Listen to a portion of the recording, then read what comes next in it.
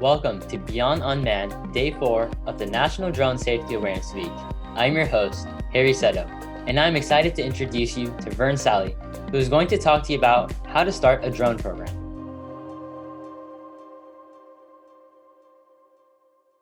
Hi, my name is Vern Sallee, and I'm the Drone Strategist for Axon Air. For those of you who don't know, Axon is a public company that is dedicated to providing services to police departments and public safety agencies. And Axon has recently expanded its services into a new division called Axon Air. The reason I'm involved with Axon Air stems from my involvement with Chula Vista PD and my 25-year career from which I just recently retired. I was a captain the last 6 years of my tenure at Chula Vista PD, and I established the department's drone program in 2016. From 2018 to just before my retirement, we really built that program into a very well-known, nationally well-known and internationally well-known public safety drone program. And so I really do have experience from building a drone program from the ground up into something that became very successful and very accepted in the community.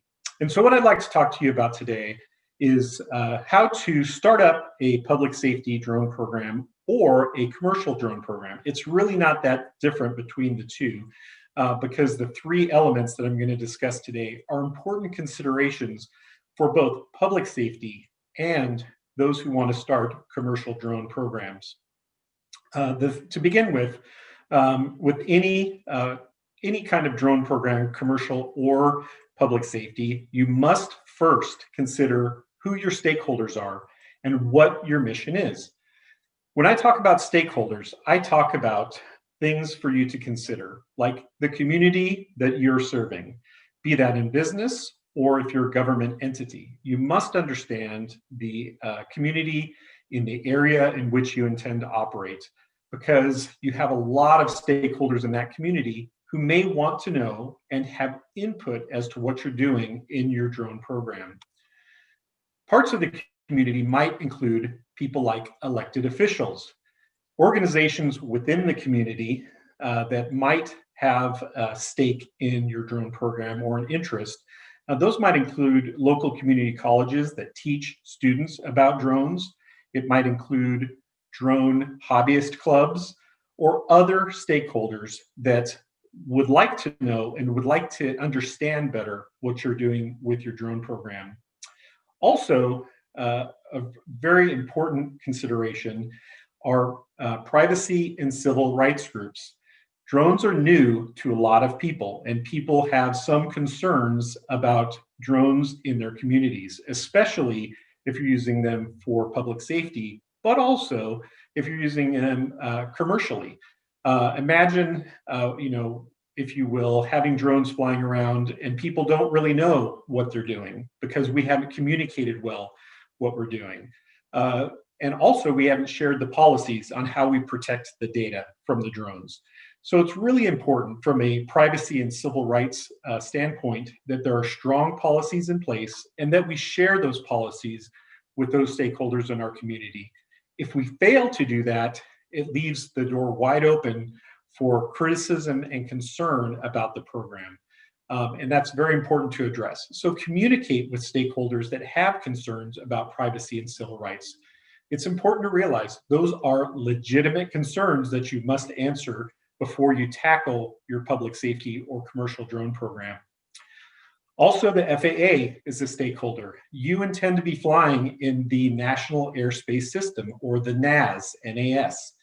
The FAA is the regulatory agency that is responsible for safe operations within the National Airspace System. And they are building several different regulatory structures to ensure the safe operation of both manned aviation as well as unmanned aviation. And it's very important to understand and respect the FAA as a stakeholder in any vehicle or aircraft that is operating in the National Airspace System. It's also important to think about allied agencies or other allied companies that you can partner with regard to public safety. It's very smart to try and leverage your program by partnering with other programs, training with other programs. And it's the same if you are trying to start a commercial program. It's very smart to share information and to share resources where you can and where it makes sense, or even build up alliances to do things such as training days or to leverage contracts among a group of commercial drone program operators. Starting and maintaining a sustainable drone program is a complex endeavor. And I really do encourage people to look to share and to partner with other entities so that you build a safe and robust drone program. Also, don't forget there are a lot of UAS service providers out there. There's not one person starting a commercial drone program or one public safety agency starting a commercial drone public safety drone program that has all the answers and that can handle all of the complex challenges they're going to face without some help from UAS service providers. So it is okay to outsource expertise in the UAS field. There are some fantastic companies that can add a lot of value and safety to your program should you reach out to them. And it's not necessarily an expensive endeavor to do that, but it will increase the safety, security, and sustainability of your program by leaps and bounds if you leverage UAS service providers to build a professional drone program. And finally, don't forget non-governmental organizations that you can work with. Non-governmental organizations can be things such as working with disaster relief organizations or other organizations that can add value, build goodwill within a community.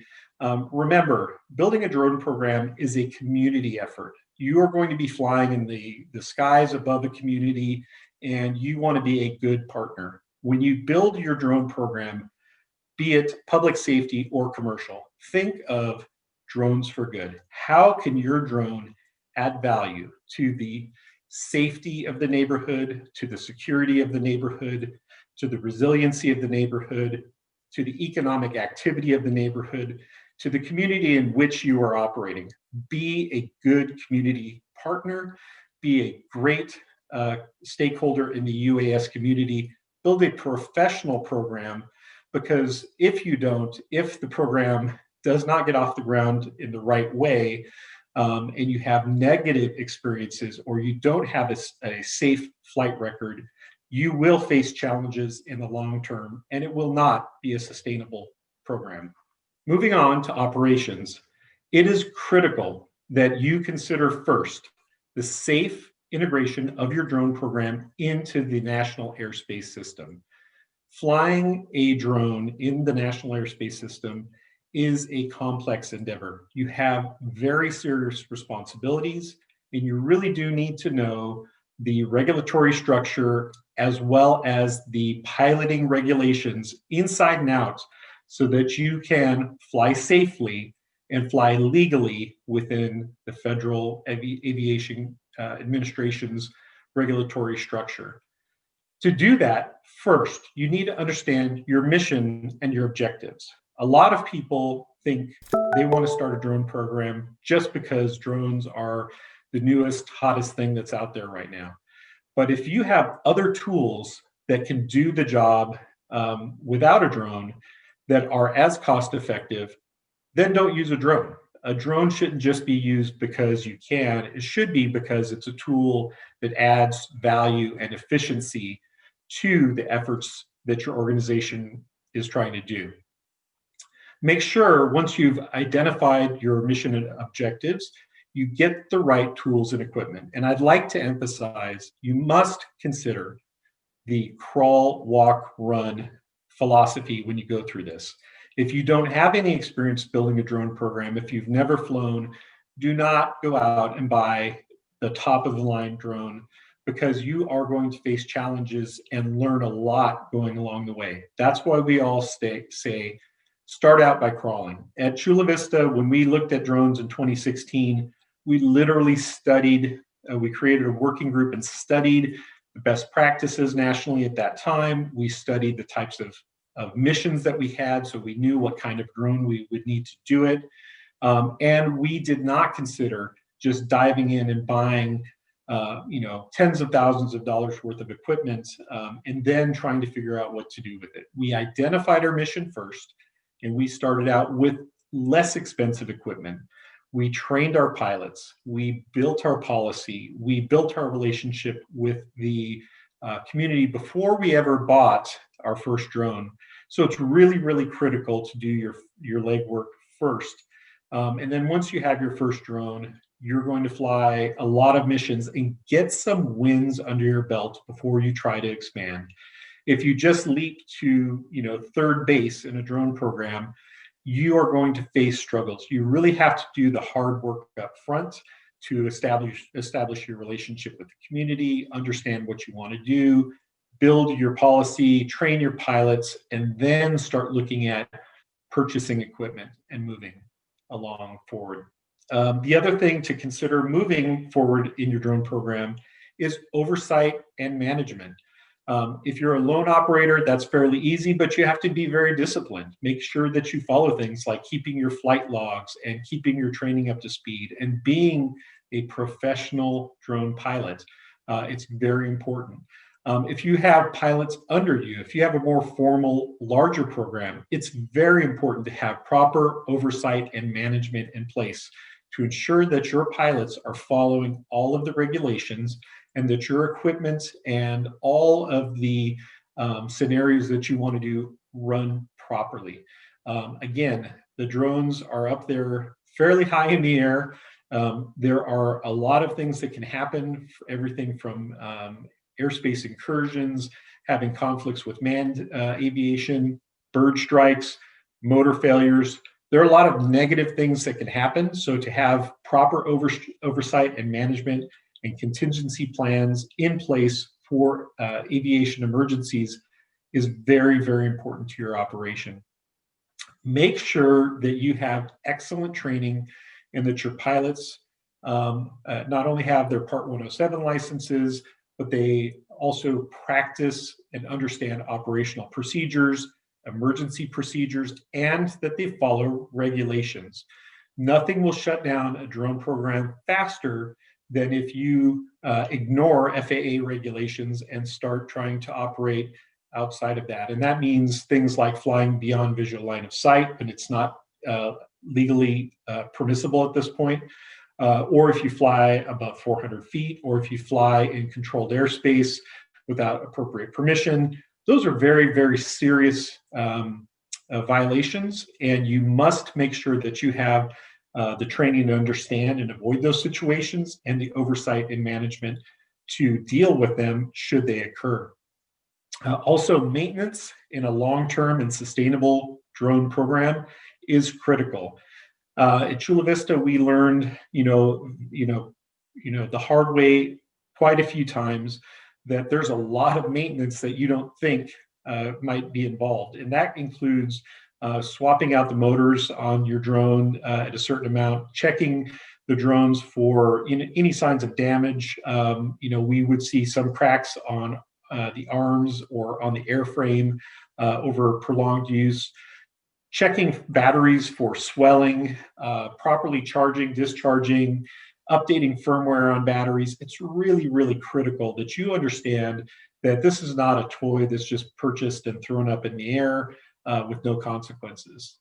In order to keep your program sustainable, you really must, on every single platform you fly, understand all of the hardware, understand the batteries, make sure you keep up with firmware from the manufacturers, and keep your drones in tip-top condition so that you can fly safely and complete whatever mission that you want to focus on. Ensure that you have good policy. We've discussed that a little bit so far. Make sure you understand the cost and budget. One of the things that I always say is, while drone operations are far, far more cost effective than manned aviation programs, that does not mean that they are inexpensive. And I want to emphasize that. You must budget if you want to have a sustainable program, you must budget for those costs that I've discussed so far.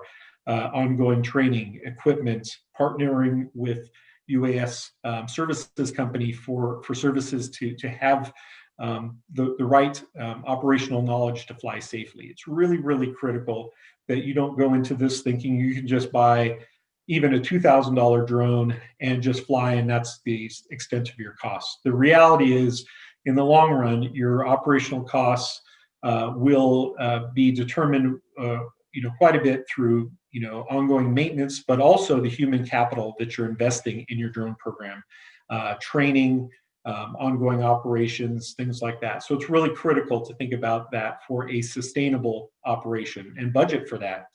And also just know your capacity and how you can keep it sustainable. If you're not able to sustain the drone program once you get it up and running, it's probably not in your best interest to start it until you align the funding and public support to do that. Understand the capacity of your organization with the operations that you want to do, because again, while it is far less costly to run than a manned aviation program, it is not inexpensive. And to sustain it long term, to be successful for safe flight, you must think about your capacity and properly fund it first, and then make sure that you have proper management and oversight. And finally, regulations. The regulations are easily found through the FAA's website with regard to UAS operation. Make sure that you really firmly understand safety and comply with safety regulations for the national airspace system. It is absolutely critical. Depending on what your commercial or public safety program is intending to do, you might consider doing a COA, certificate of authorization, to do that. If you decide to do that, it might give you the opportunity to do things such as flying at night under limited circumstances, or flying beyond visual line of sight under limited circumstances. But that's something that you should do a lot of research. Again, depending on what mission that is, do a deep dive into research with the FAA and contact the FAA. And my experience, having worked for over 2 years with people at the FAA's integration office for UASs, they're extremely knowledgeable.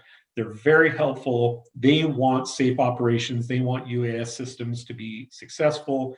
They will give you tons of their time to ensure you understand the regulations. They'll tell you what you can and cannot do legally, and they will give you great advice. They're really great people that I've worked with there, and I really suggest that, certainly calling or emailing is a very smart thing to do to make sure that you understand the regulatory structure. Again, we talked a little bit about ongoing training. It's not like you could just buy a drone, take the 107 test, put it up in the air a couple times, and you're a great drone pilot. You really have to maintain those skills. There are a lot of perishable skills that come with flying, and so if you don't fly, routinely and often, if you go long periods of time without flying, you could see a degradation in your skills, or a degradation in just your flight safety knowledge or how to operate the controls of the drone. The drone systems have quite a few different levels within the controls that can be pretty complex, and for you to remember those, you need to practice them quite often. So it's really important to have ongoing training in your commercial or public safety program. At Chula Vista, we would train 10 hours a month for all the pilots in order to maintain flight proficiency, and that's not counting their regular missions that they would run on a daily basis. Again, make sure under the regulatory structure that you have airspace awareness. There are several good applications that are available for mobile devices that will give you airspace awareness, tell you about the class of airspace that you are looking to fly in, that may help give you LANCE authorization to fly in controlled airspace under limited circumstances. So again, understand those regulations. Understand things like NOTAMs, the notice to airmen, where you might be temporarily prohibited from flying due to a special event or something like that. And again, make sure that you follow and write down flight logs. Make sure that you track your proficiency and the number of times you've flown, as well as the same for your equipment, for your drone, for the batteries, every time that you've done firmware updates on the drone, firmware updates on the batteries. Those are going to be critical and ongoing for compliance with FAA regulations. They are going to expect, especially if you have an incident, if you have a crash that damages or hurts, damages property or hurts somebody, you're going to have to report that under 107 or your COA, and they're going to request your training logs, your flight logs, your maintenance logs, your firmware updates, all of those things in order to determine what caused the collision. So then in the future, we can avoid that and we can have safe and successful flights of drones. So in conclusion, really incredible things happening with drones right now, both on the commercial space as well as the public safety space. It's an amazing field to get into. That's why, it's probably the most enjoyable thing that I did toward the last 2 years of my career. And that's the reason I joined Axon and Axon Air, because I really see the future of drones to be incredibly exciting.